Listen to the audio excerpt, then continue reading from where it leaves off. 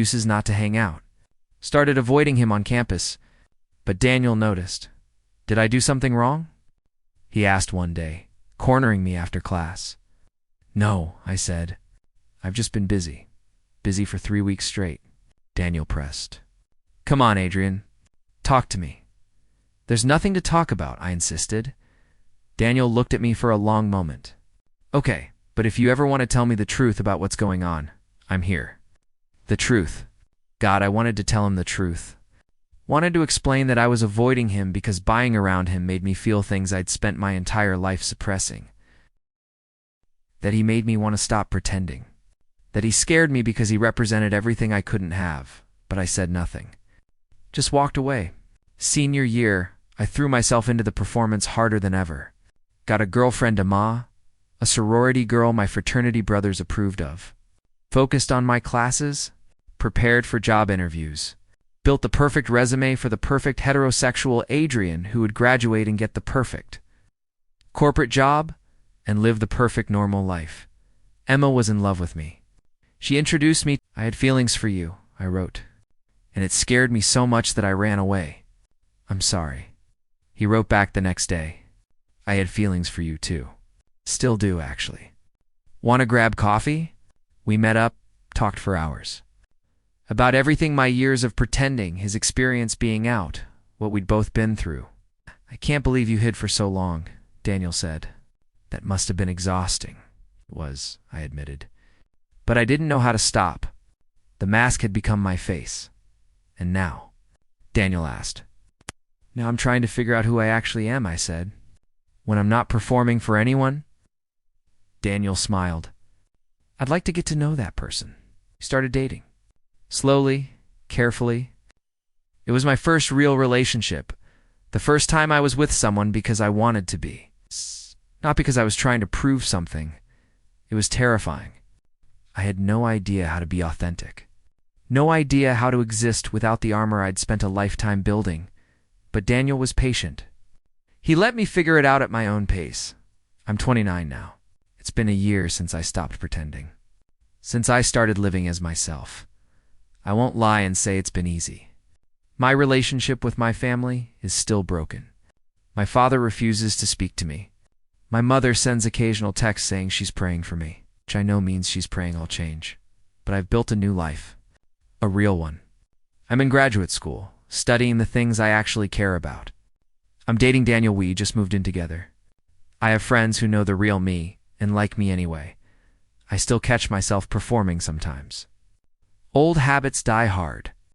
I'll monitor my voice, my gestures, my mannerisms. Then I remember he didn't want, slowly dying inside. I mourned for him, for all the years he'd lost, for all the joy he'd denied himself. But I also felt grateful, because that Adrian, as much as he'd suffered, had been brave enough to finally stop pretending. And that bravery had led me here to this cabin, to this relationship. To this life. My creative writing thesis was about the experience of living a double life. My professor, Dr. Martinez, called it raw and honest. Said it would resonate with people. Have you thought about publishing it? She asked after reading my draft. I'm scared, I admitted. My family might read it. People from my hometown. What if they what? Dr. Martinez interrupted gently. Judge you. They already did that. What you're describing in this thesis is powerful. It could help people. Isn't that more important than worrying about people who've already decided who you are? She was right.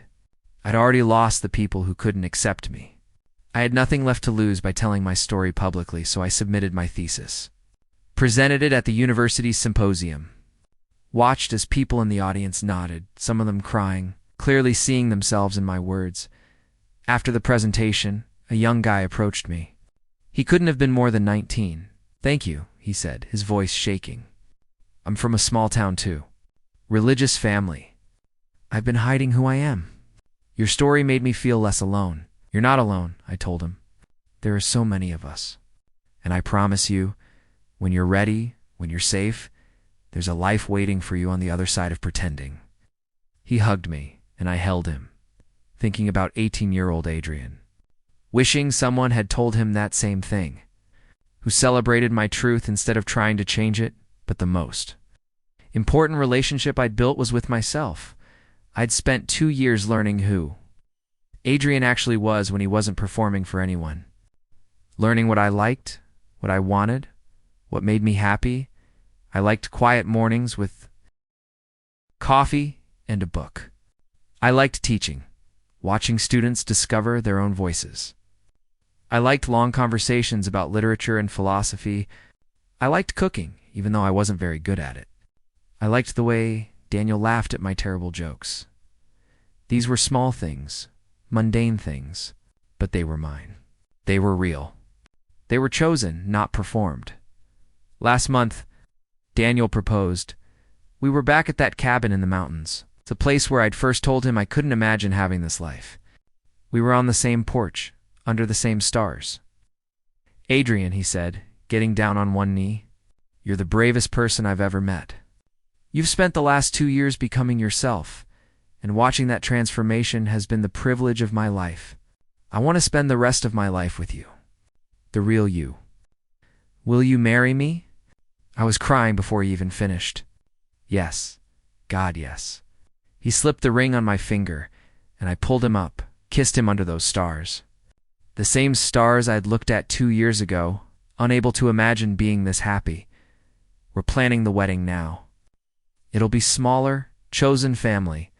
My sister, my mother. My father's coming too, though I know it'll be hard for him. But it's happening. I'm marrying someone I love, living a life that's authentic, being the person I was always meant to be.